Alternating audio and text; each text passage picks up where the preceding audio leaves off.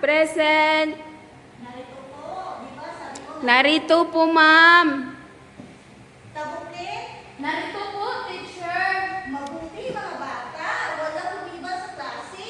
Bigyan mo nga ng mga sigabong palakpakan yung mga sarili. Mga bata, ipaalala ko lang sa inyo ang ating alin-tutunin. Una, Bawal magingay. dapat bawal hindi magingay ha. Maliwanag ha. Opo, teacher.